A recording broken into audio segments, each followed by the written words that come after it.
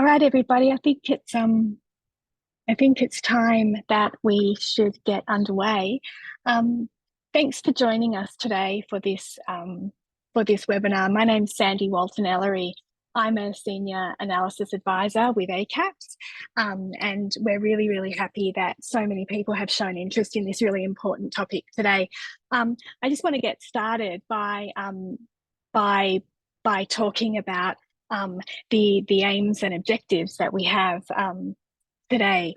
We really want to first of all provide you with an overview of the main findings of ACAP's anticipatory report on the humanitarian impact of El Nino in 2023, and to explore together with some very excellent experts that have joined us today how we can better link anticipatory analysis with action.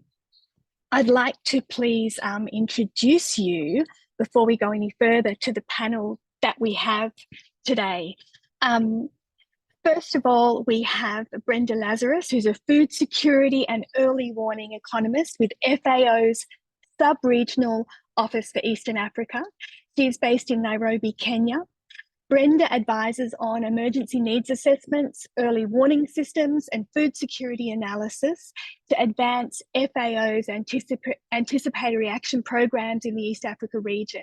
She also co-leads, along with IGAD, the East Africa Food Security and Nutrition Working Group, FSNWG.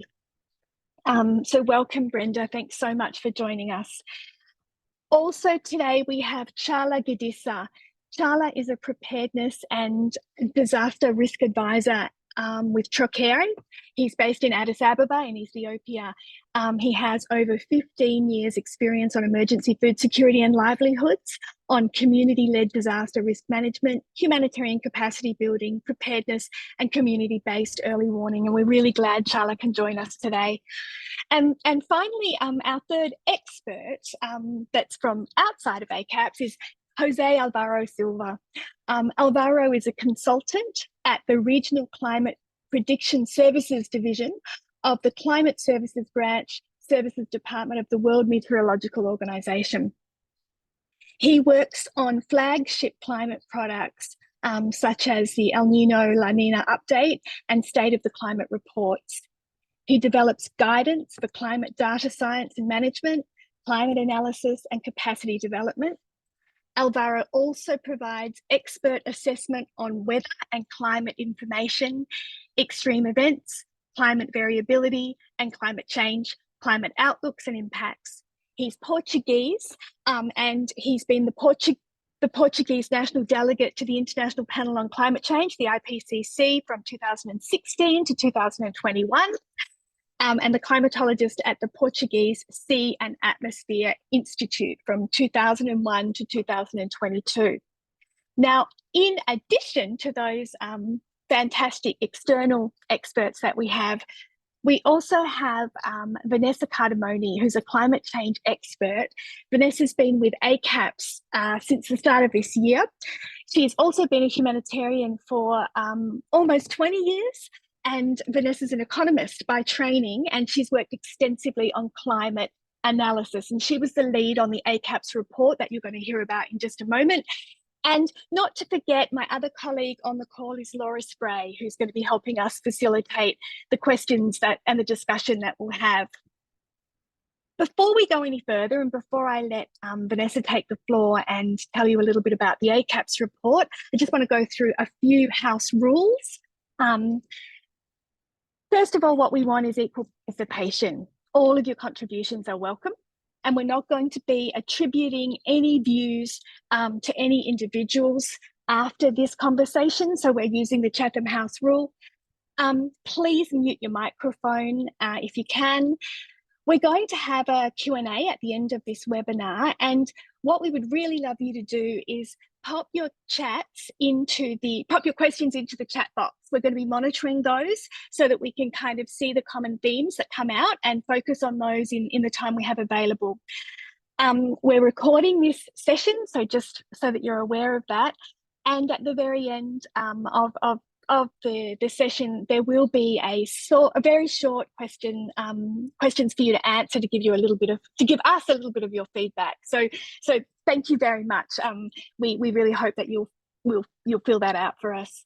And now, without any further ado, I'm going to present to you my colleague, Vanessa Cardamone, who's going to tell you some of the key findings of the El Nino report that was released by ACAPS.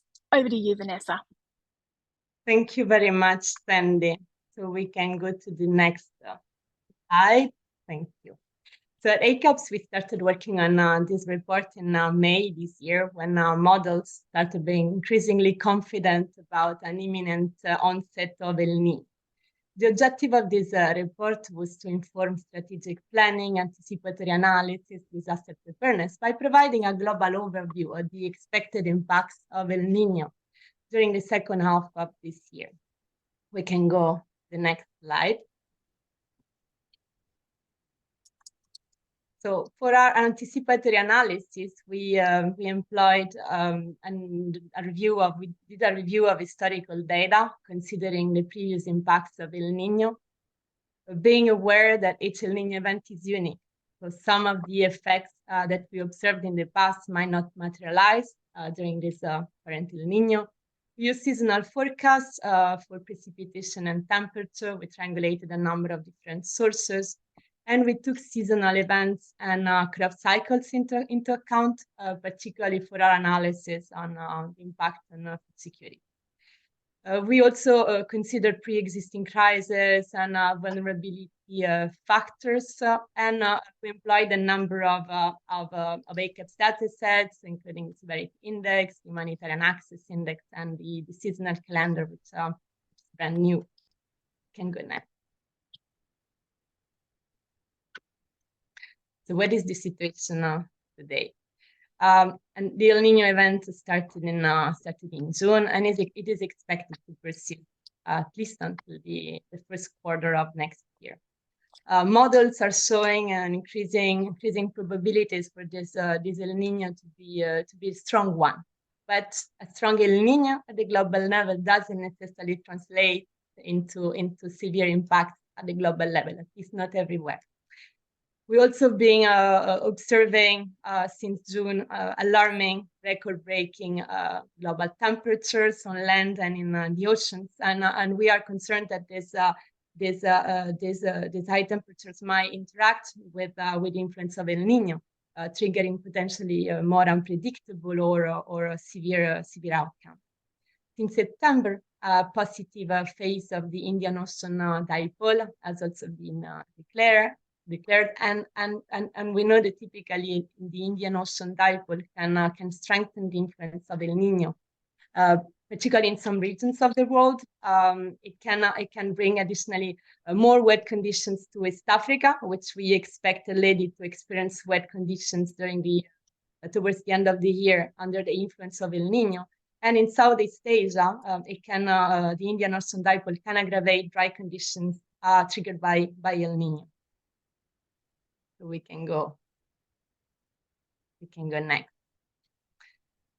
So in this diagram, which we included in our report, we tried to simplify, to visualize the impact patterns of El Niño and highlight the main humanitarian dimensions effect. So we know that El Niño can bring drier than normal conditions or wetter than normal conditions in some parts of the world, above average temperature, particularly in tropical and subtropical latitudes, and warmer oceans. Alvaro, please apologize for this simplification, because this is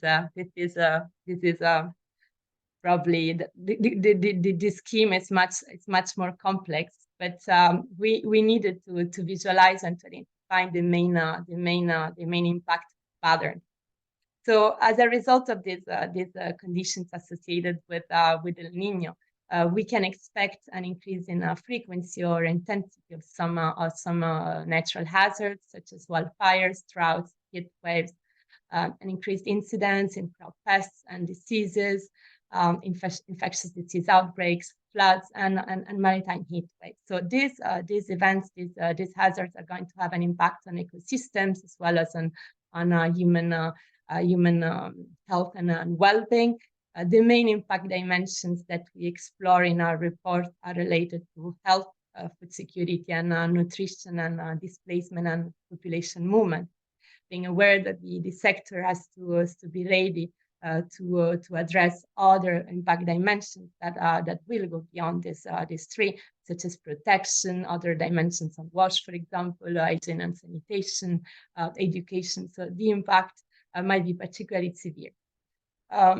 We can go next.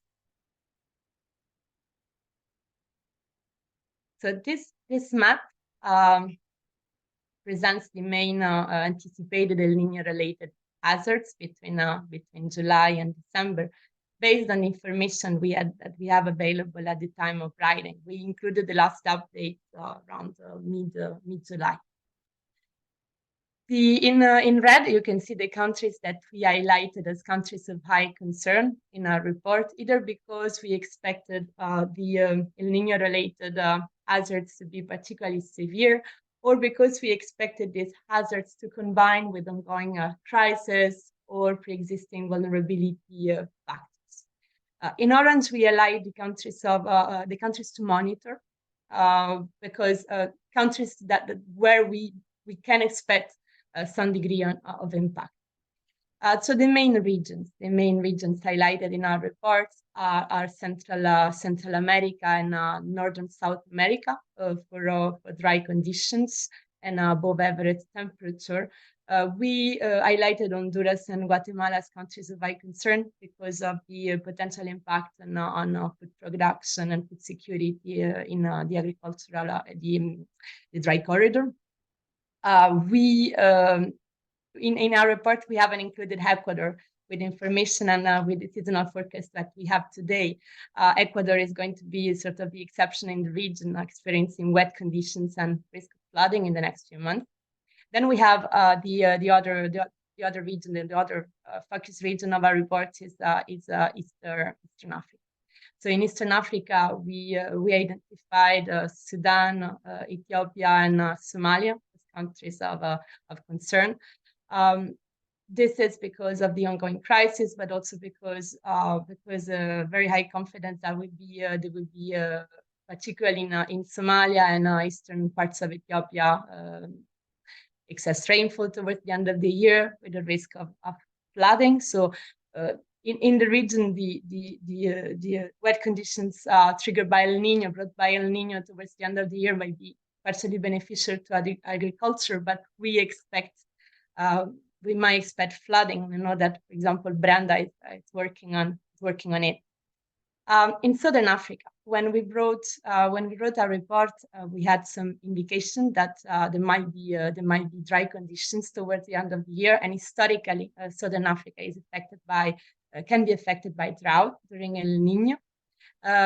We have identified Zimbabwe and Mozambique as countries of concern, particularly Mozambique, because of a mix of risk of flooding in the north and dry condition in the south.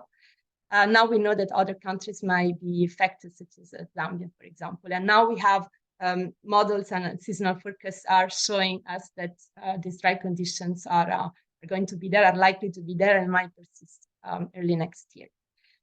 Afghanistan and Pakistan are two other countries that we have identified as countries at risk because of wet conditions towards the end of the year, which will continue. Now it will continue until the end of the first quarter of next year at least.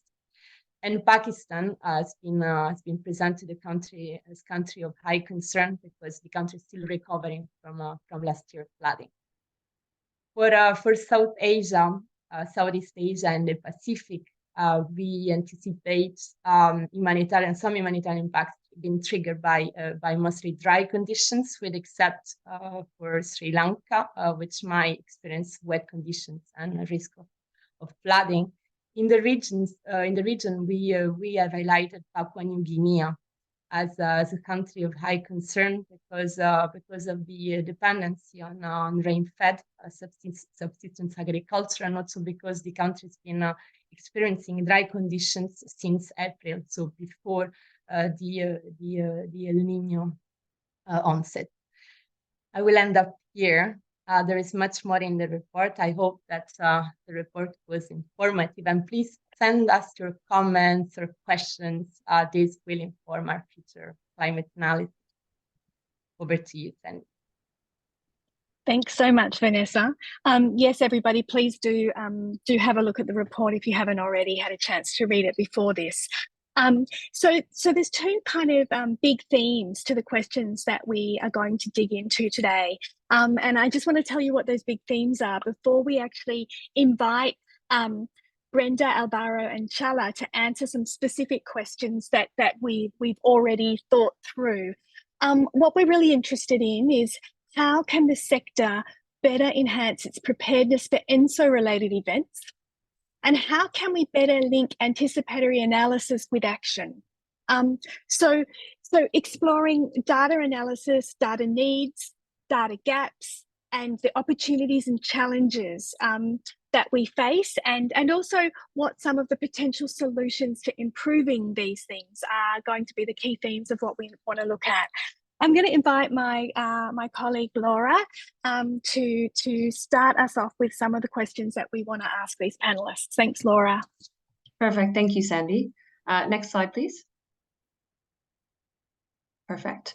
So this first part, we're going to look a little bit at data analysis needs and opportunities. And I'll come first to you, Brenda. So when you're anticipating the occurrence and the impact of El Nino related hazards, what are the main climate information and data needs for you?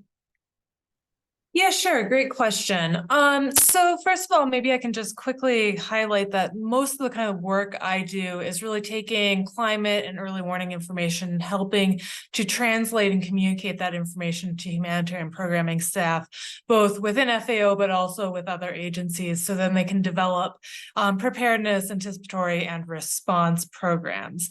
And then the other thing I would maybe just highlight before I kind of go into the answer is just to really kind of emphasize that in the East Africa region, El Nino impacts really vary on depending on where we're looking. So western parts of East Africa, we're likely to see below or during the July to September period. So we've already seen below average rains in certain areas, and then across the Horn of Africa, above average rains. So with regards to what kind of data do we generally need, there's a couple of different things. The first one I would highlight would be seasonal rainfall forecasts. There's a couple of different challenges relating to those forecasts that I'll go into a little bit more detail later on. But first, we really need that information to be available early enough to inform anticipatory action programs. A lot of time, forecast information is only just coming out a couple of weeks before the start of the season, and that's really not enough time if you factor in that a lot of kind of the programs we would need to implement take at least 1 month to organize and do procurements. In many cases, it's more like 2 to 3 months. Also, I think we need to have a good understanding of the confidence levels of these seasonal rainfall forecasts. I would say that this El Nino, it's been a little bit less of an issue. Pretty much all the forecasts are generally in alignment about what we're looking at, but with a lot of other climatic hazards we see in East Africa, we often see very different forecasts depending on what agency you're talking to, and very often, in many cases, low or unclear confidence levels. So that's definitely a challenge. And then the other thing with seasonal rainfall forecasts is often it's not downscaled to a level that's low enough to be useful for a lot of anticipatory action programs, particularly when you're thinking about community-based anticipatory action programs. I would highlight in the East Africa region that there is a lot of work and a lot of kind of pilot projects working to downscale that forecast information, but often those kind of efforts are really focused on just a couple of pilot project areas. And so we're not seeing that kind of more widely done across the region, and really to inform a lot of our programs, particularly, like I said, these community level anticipatory action programs, we need to have more downscaled seasonal rainfall forecasts. Beyond seasonal rainfall forecasts, a couple of other things I would highlight in kind of the Horn of Africa areas that are going to likely see above average rains and flooding. We need to have those shorter term rainfall forecasts as well as better flood early warning systems. Certain countries in the region have fairly good flood early warning systems, such as Somalia with FAO Swalim, but that's not a case across the board. We also need to have a better understanding of who and what are in kind of these flood prone areas. FAO is doing a fair amount of work on that, which I'll talk about a little bit later. But yeah, understanding what exactly is at risk in these areas, understanding the historical impacts of El Nino. Some countries, again, that's been kind of assembled and put together. In other countries, it's not. And then if you go into the western areas, so these are the areas that are at risk of below average rains, drought due to El Nino. In those areas, we need, in addition to the seasonal rainfall forecast information and monitoring data, also information about temperatures, because often when you see above average temperatures, you see vegetation that deteriorates or worsens much more quickly than usual. Also more information about exactly what are the impacts of the drought or of dry spells, livelihood impacts, impacts on livestock body conditions, livestock losses, livestock and crop pests and diseases, crop estimates. There's a lot of work being done kind of on remote sensing crop estimates to triangulate information that's collected on the ground, things of that sort. And then the last thing I would highlight is with a lot of this information, we need to be bil. Jeg vil bare lige ringe og tjekke ind, inden vi har vores samtaler i eftermiddag. Sorry, and then the last thing is just that we need this information to be regularly updated. That depending on what we're talking about, some of this information is available on kind of a monthly basis, and that often works, but it's more preferable to have it even more regularly updated than that, preferably every, say, 10 days. There's a lot more I could get into there, and I know we'll get into it in some of the other questions, so I'll stop there. Thanks. Perfect. Thanks so much, Brenda. You mentioned some really important themes, I think, that we'll talk about throughout the rest of the time we have. Getting the information early enough, confidence levels of forecast and understanding the challenges behind that, and also kind of getting the information at the level that you need, the granular local level that's required, and also regularly updating information. I think you mentioned some other really important points as well, but I'll hand over to Chala now just to ask you, in your role as disaster preparedness and disaster risk reduction advisor, what are your top information priorities when it comes to preparing for El Nino? Thank you very much. Because my work is related to national and local NGOs, I will speak from the perspective of national and local NGOs. So maybe before going to the information requirements, I want to highlight some of the challenges around information regarding El Nino. The first problem or the first challenge I see is the impact of El Nino, and the weather pattern is highly dynamic. So the impact is really varied across region to region. Even within a single country, you can have drought in one part of the country, and you can have floods or heavy rains in the other parts of the country. So to be honest, we cannot really provide an information that can cover the whole country. So there is always a need to dissect, and there is a need to break down the information or the climate information for different parts of a single country, because we cannot predict weather for the whole country. Again, the other challenge we are having is the weather pattern is short-lived. It changes very quickly. So the challenge from our national and local actors is it's always a challenge to catch up with the change in the weather pattern. And also, most of the information we have about El Nino and ENSO, especially the information about satellite-based systems or models, they are mostly scattered at international and at national levels.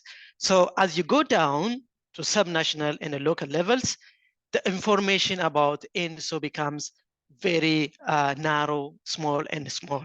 So when you look at the vulnerability, the most vulnerable people are the grassroots community, but the information is more or less revolves around the international systems. So this is just to say a bit about the challenges. So what is the information requirement? So based on the challenge I mentioned earlier, the first information requirement is national and local actors need a detailed, contextualized, and in-depth, but simplified. So it's always difficult for partners to read and to understand the complicated models, the maps, the colors that we have in the weather information sharing. So there is always a need for a very simplified but tailored and contextualized kind of weather information, of course, with some additional perspective and outlook on food security, livelihoods, the strengths of the weather pattern, the magnitude, as well as the likelihood and the duration of a given weather situation or scenario.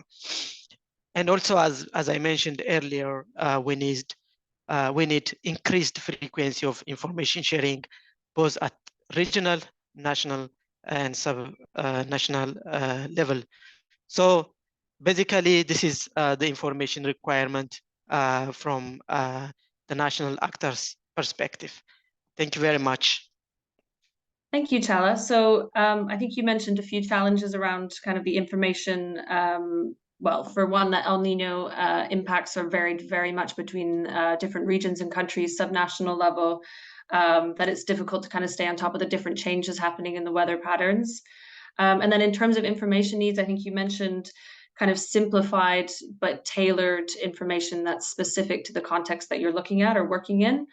And also kind of the increased frequency of that information as well. So thanks so much for that comprehensive answer. And we'll go now to Alvaro. Alvaro, how can model-based climate analysis provide solutions to address the needs that are mentioned both by Brenda and Chala when it comes to information?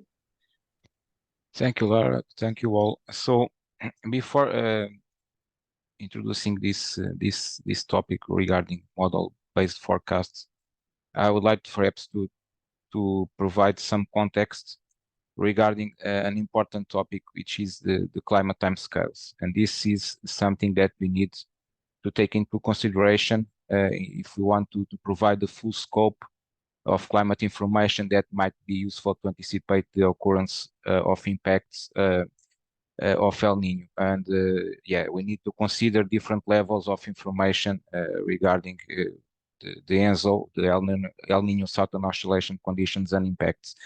So there are mainly three timescales here: the past, which is the climatology. So we need to have a clear understanding of what are the rainy and the dry season periods. Also, the use of reference periods for sea surface temperature analysis, and that is useful to monitor the El Nino conditions.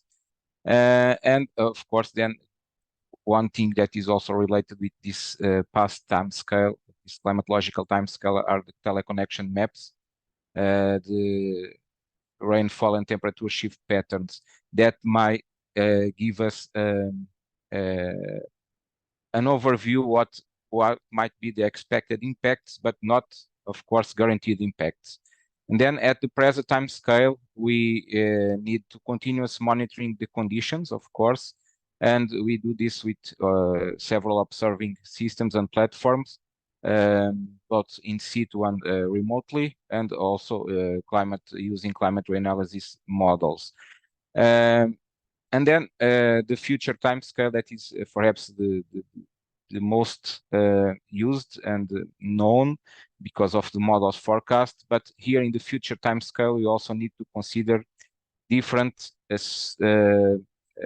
time that we need to better access our needs. One is the sub-seasonal timescale, that is mainly weekly forecasts. Another one is the seasonal timescale, 1 to several months, and then annual to decadal forecasts. And this is related with the operations that the actors in the field and the humanitarian agency need.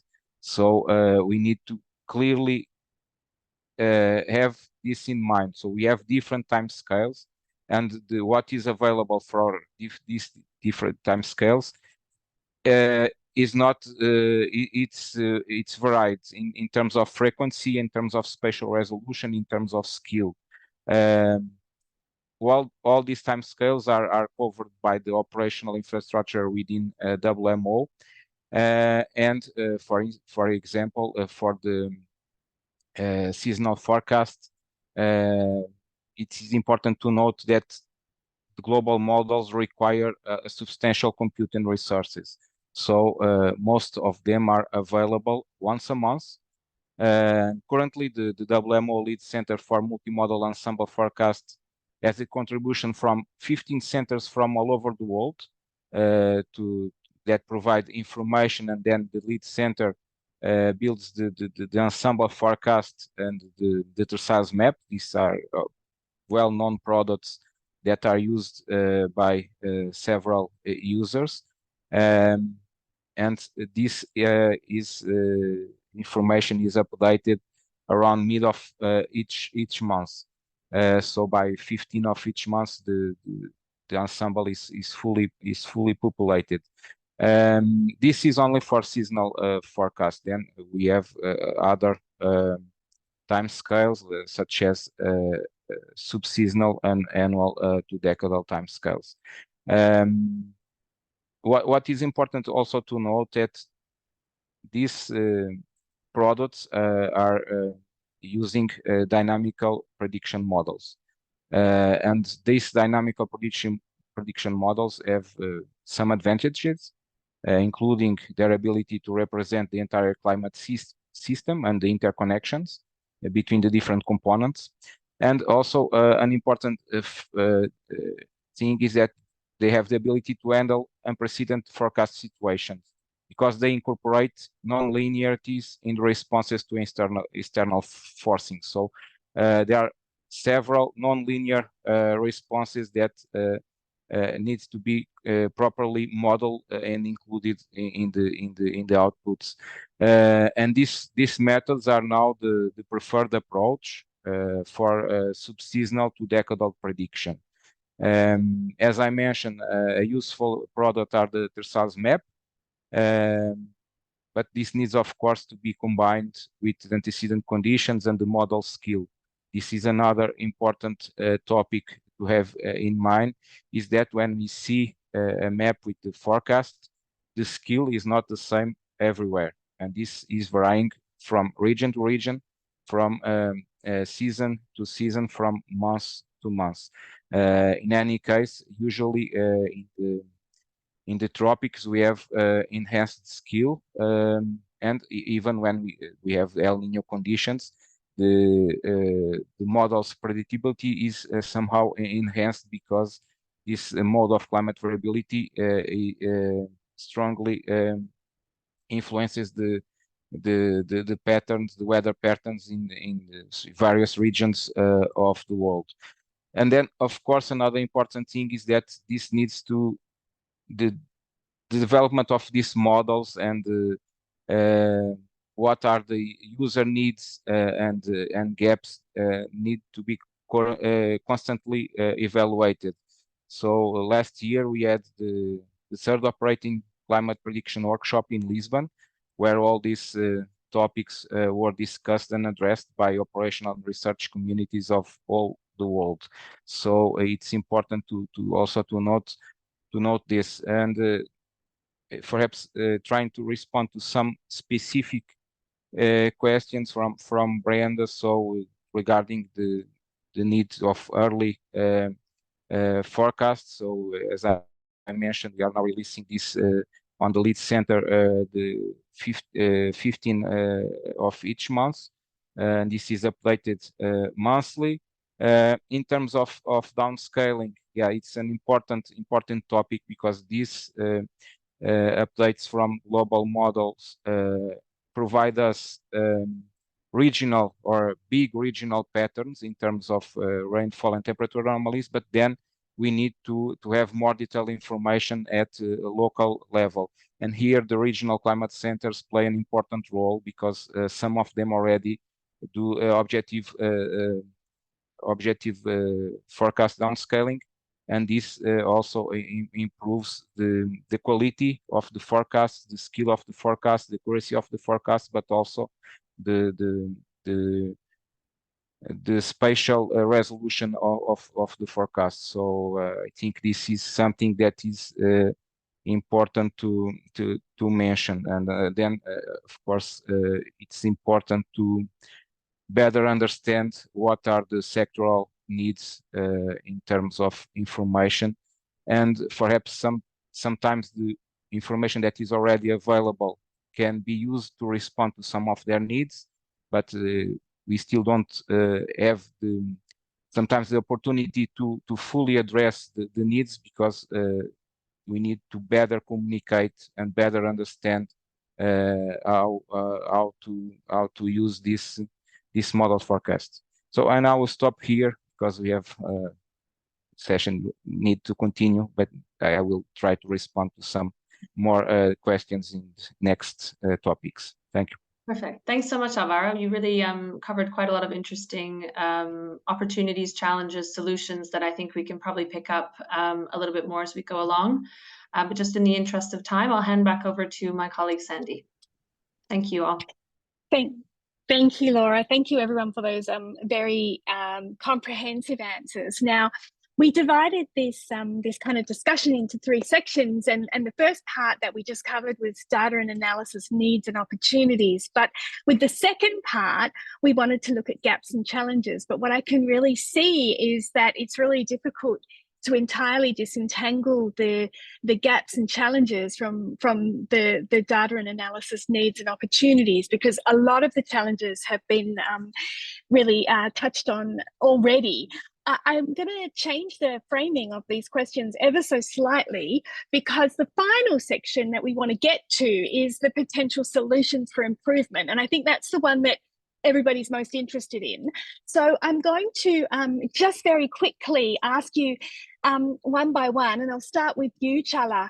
Out of those needs, opportunities, gaps and challenges that we just discussed and that you all highlighted in your work, as you said, kind of working with so many local organisations in Ethiopia, what do you think is the greatest challenge for NGOs accessing the kind of analysis that they need to anticipate and act on these climate-related changes? What would you highlight sort of as the main thing? Yeah, sure. Thank you very much. The first thing I would like to highlight is lack of climate expertise. In most national and local NGOs,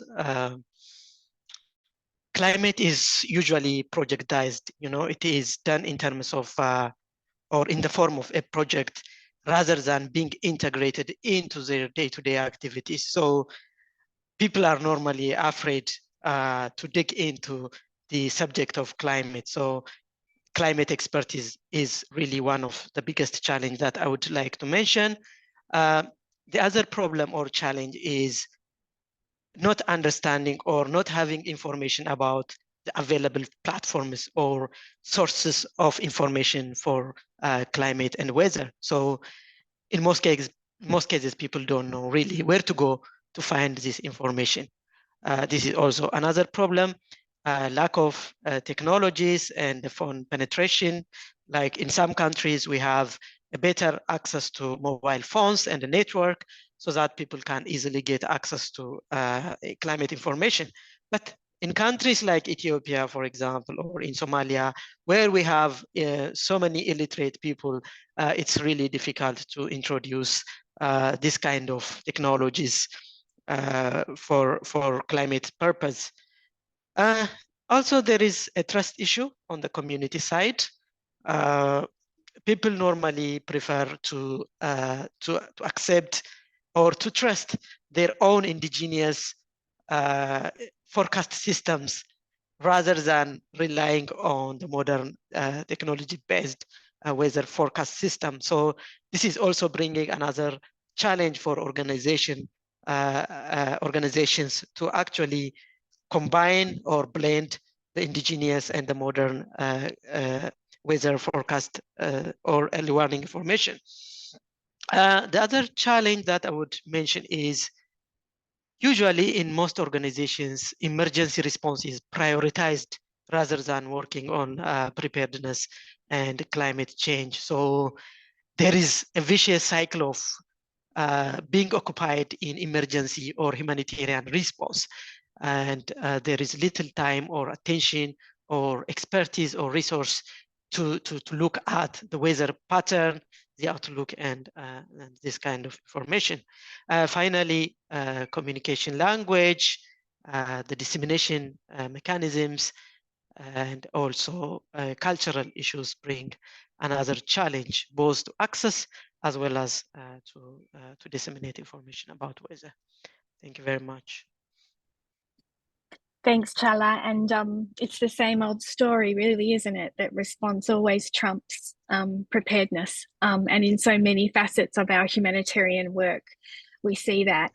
I'm going to move us forward a little bit, because I'm watching the time and I'm seeing that really we want to get to this part on solutions to improvement. So I'm going to hand back to Laura to get her to ask some questions on that.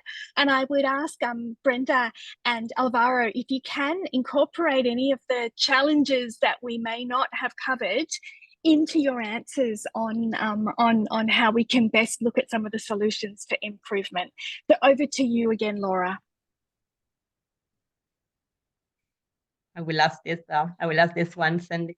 Oh, sorry, Vanessa. No worries.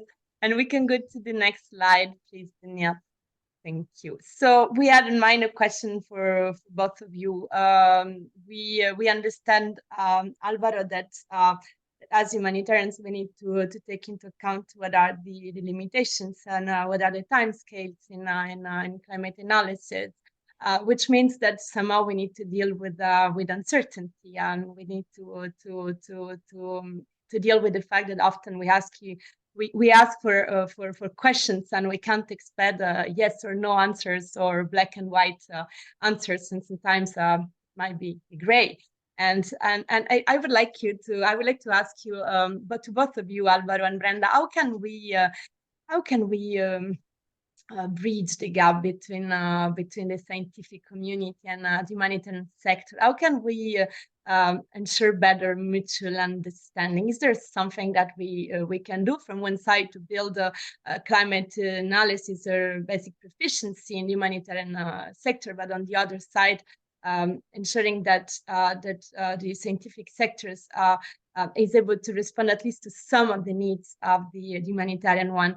Perhaps Brenda, you can start, and then we'll let Alvaro. Yeah, sure. So this has been an issue that both FAO as well as the Regional Food Security and Nutrition Working Group has really been working on the last couple of years. I would first highlight with regards to the key gaps. I guess I see a couple of different challenges or gaps here. The first one being an early warning person myself, I think I'm very much guilty of this, is I think that often early warning information is way too technical and is often not communicated in a way that humanitarian agencies are able to digest and understand. I think a second issue is that often when you look, and I think we've seen less so with the current El Nino, but often with other climatic hazards, that you often end up with kind of conflicting early warning information between different sources. And so when kind of that information is conflicting, often both humanitarian agencies as well as donors really don't know how to interpret, well, which of these different forecasts or early warning sources should I be relying on? And since I don't understand it, then I just won't act. And so I think that conflicting information, I think, is a key challenge. Also, as highlighted earlier, often early warning information isn't kind of available at the right timelines for programmatic decision making.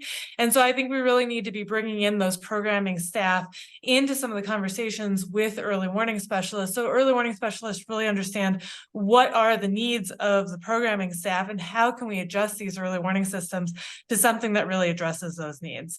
And then finally, I think often the information is not real, early warning information is not really linked to what actions can be taken with that early warning information. So just providing the early warning information with no linkage to anticipatory actions or response options, I think can often be a problem.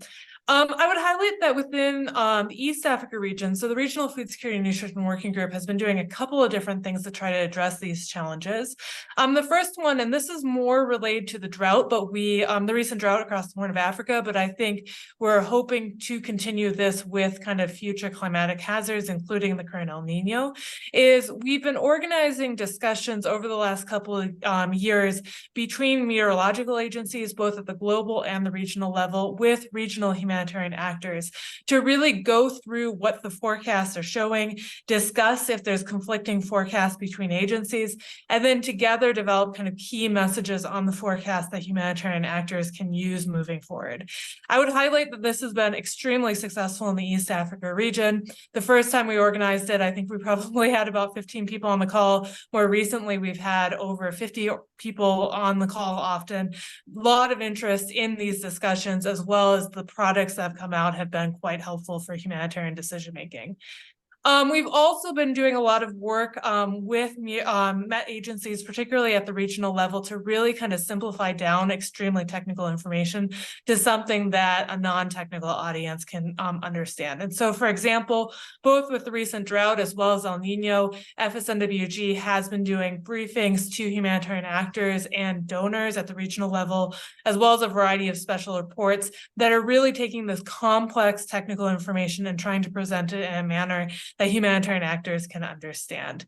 The other aspect of that is even though our working group is focused on food security and nutrition, we've really worked on kind of expanding this to being more of a multi-sectoral analysis. And so we've brought in a lot of actors from the other sectors to make sure that the communications, particularly on impacts, aren't just on food security, but really address all of the different life-saving sectors. Finally, as I mentioned, there's been a lot of issues with kind of early warning information timelines not being in line with decision-making timelines. And so I think there's been a lot of discussion recently, particularly through the development of anticipatory action protocols in East Africa, about what are kind of the operational timelines of anticipatory actions? When do anticipatory action programming staff need to make a yes/no decision that I'm implementing? And then how does those timelines align to early warning information? And so I think by walking through those activities, I think we have seen where some of the gaps are with early warning information and have seen some adjustments. I'd highlight just as an example in the East Africa region. So we have the IGAD Climate Prediction Center that basically does regional downscaling of global rainfall forecasts. And when I first arrived in the region, they were basically just releasing their seasonal forecasts about a couple of weeks before the start of the rainy season, which was really too late for a lot of anticipatory action programs. And so we have had conversations with them over the last couple of years on that this is really challenging for anticipatory action. And now ICPAC is releasing much earlier seasonal rainfall forecasts and presenting those at FSNWG, at our Regional Food Security and Nutrition Working Group. And so those earlier forecasts are being very highly used for kind of anticipatory action decision making. And so I think both having that discussion between the programming staff and the early warning staff on kind of where there's gaps and lack of alignment between the two timelines, and then we can make adjustments as we saw in the case of the seasonal rainfall forecast with ICPAC. So yeah, I think I'll stop there. Thanks. Thank you, Brenda. Alvaro. Thank you. Yeah, very good points you raised, Brenda. So perhaps to be succinct in my response and also to all the colleagues online, I will try to provide some views on the solutions to improvement and what are the current gaps and how this can be solved in future or at least improved. I think there are several items we can refer to. First one is the access to El Nino or El Nino La Nina information and seasonal forecast information, and this is also a crucial point here. El Nino, it's very useful, and referring to El Nino impacts is very useful in terms of communication, in terms of planning well in advance. But then for the addressing what might be the expected patterns for next season, it would be much better to rely on seasonal forecast outputs, and I think it's the case instead of the historical teleconnection maps, because El Nino is not the only factor or the only climate mode that contributes or that influences weather patterns in the different regions. But regarding the access to and seasonal forecast information, it's important to understand if there is enough what we have today, the products are sufficient or not, what can be improved, and if so, if we need something else, what needs to be developed. And then the second point is related with the data availability gaps. So we need to address the need to go beyond the provision of time average of standard meteorological variables to get closer to the user needs, typical more specific information than what is usually provided. This is an improvement and something that we need to consider in future. And then the timeline, better to have a better alignment between producers and users, as Brenda mentioned, but in this timeline, we also need to consider the different timescales involved and the different potential uses of these different timescales. So it's not only using seasonal forecast. This is very useful, but we also need to take in consideration subseasonal timescales, and sometimes even during a wet or a dry period, we can have opposite conditions for some weeks, even if the period as a whole is below or above average in that region.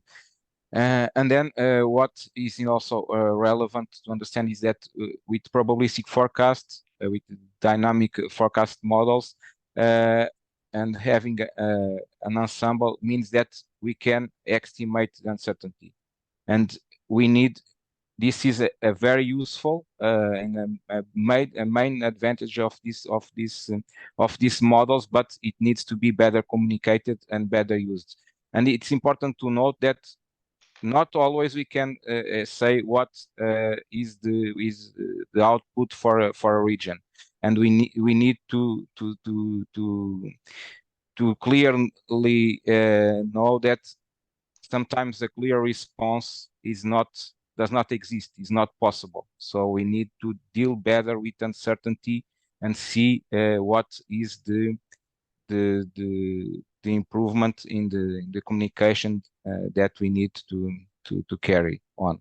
Then, of course, continue improving the research to obtain better skills and increase lead time, and also in the interpretation of the skill of the forecast. We need also to make some progress on this, because we are not the skill it's calculated from incasts, from past forecasts, and this sometimes is not a confidence on the individual forecast that we are showing. So the users also need to understand how to use these skills from maps from the models.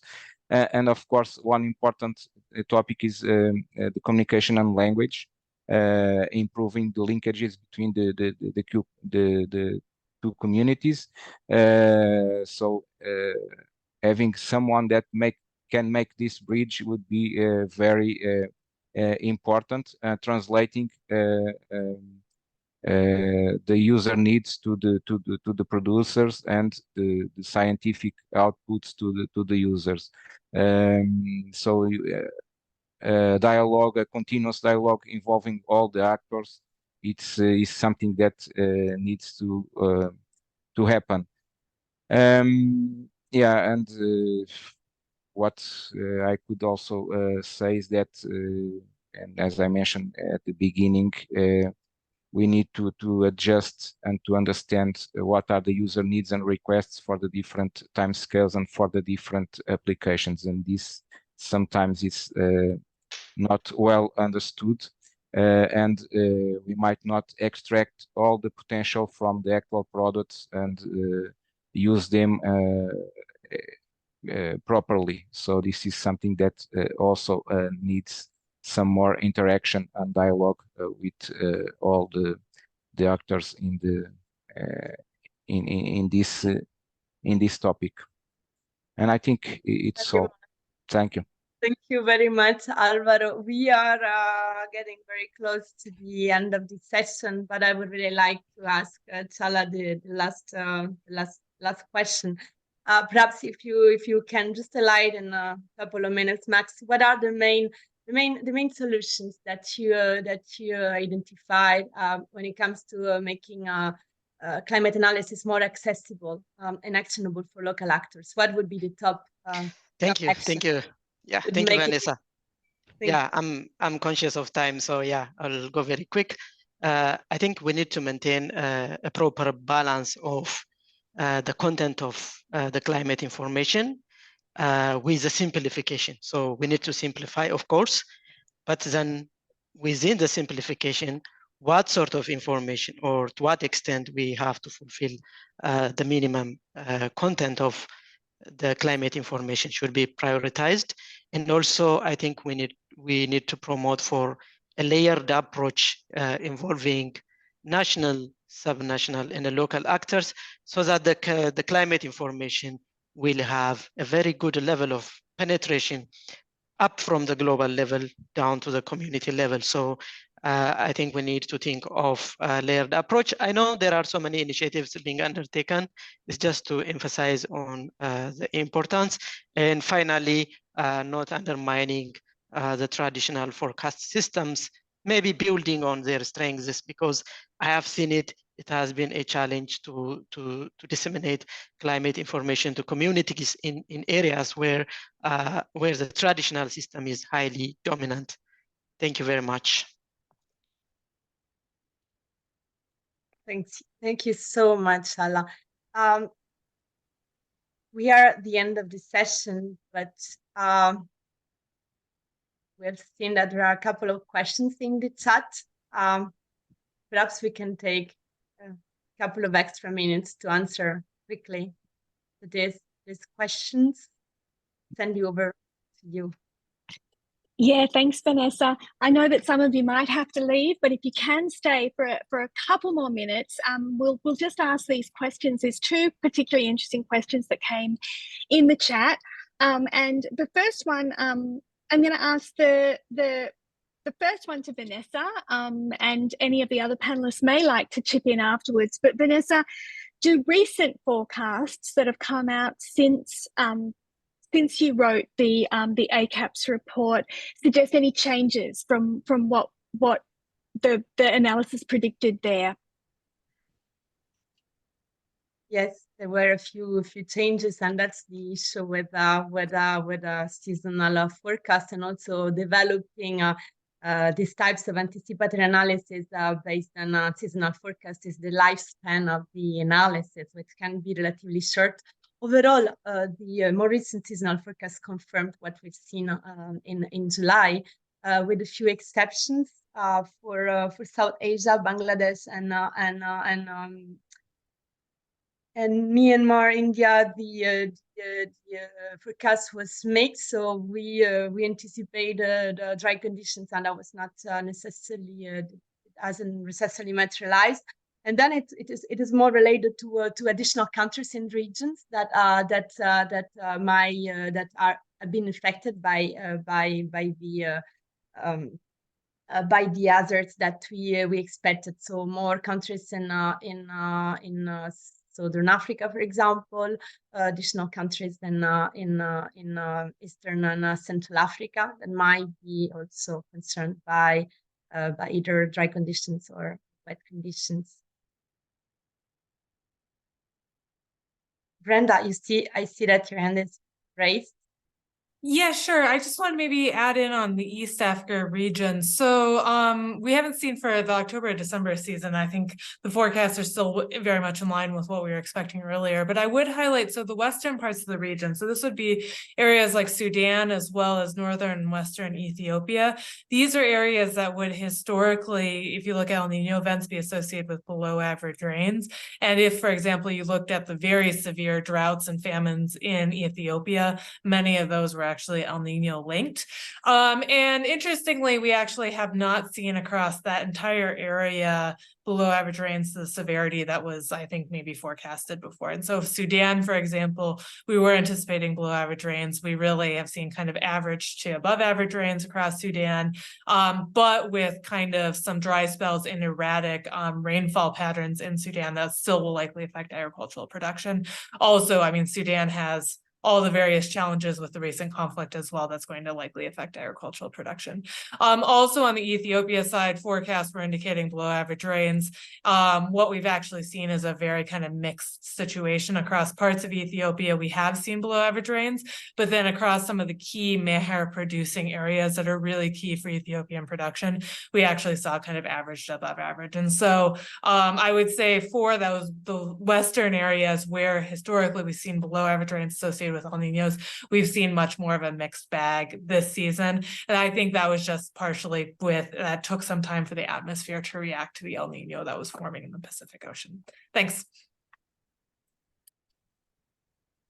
Thanks, Vanessa and Brenda. I might jump in there with a question. I have one for Alvaro to come in just a moment, but before I move on to that, just very quickly, Chala, given that Brenda spoke then about East Africa and also mentioned Ethiopia, I was wondering if there's anything that you can say, being that you are in Ethiopia and that's your focus, that's a bit more granular about the areas and the impact of El Nino, and perhaps also approaches that could be used to support people who are being impacted by it. Yeah, thank you very much.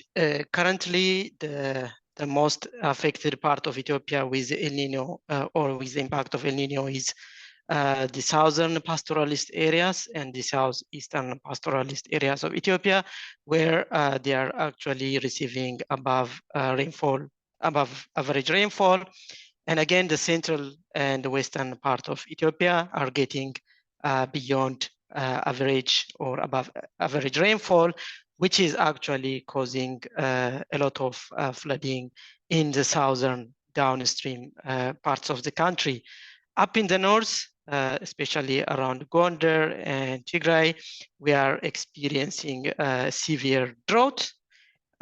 So in terms of what we can do, what we can do is now the window of opportunity to provide early warning information is actually diminishing. So I think we can do a lot on emergency preparedness, as well as communicating information about what precautions can be taken by the communities. This is especially for the impact on the agriculture.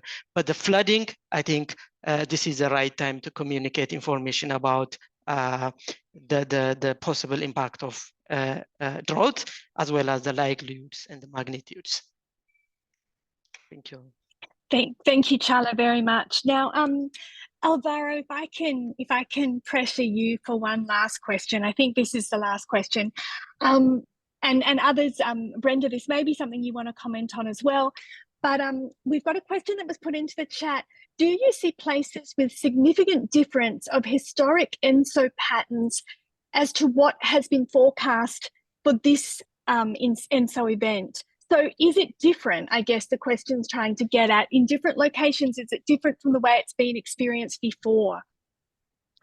Yeah, so to better frame my response, it's important to know that the response of atmosphere to El Nino ocean conditions takes some time, and it differs from region to region.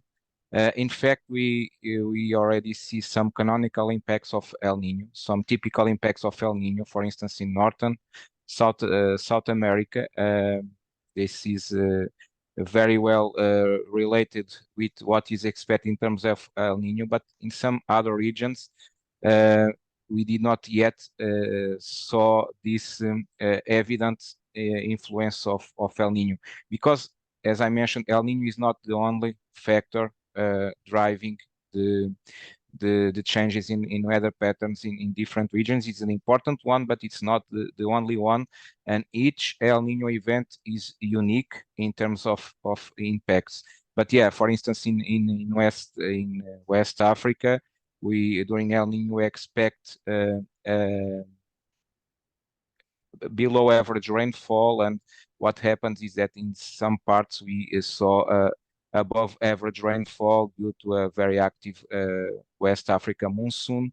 Now with the Indian Ocean dipole in positive phase, we expect enhanced convection in East Africa. So this will lead to more substantial impacts of the rainfall season in this region, and the probabilities are very high for above average rainfall in big part of this region.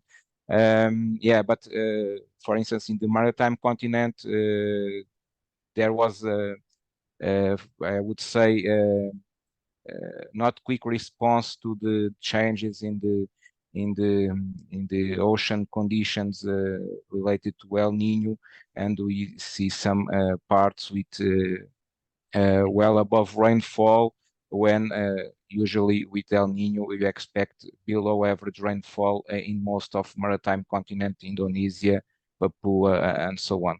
So it's not always linear what we see in terms of impacts, though that's why it's important to always monitor the situation and the updates on seasonal forecasts.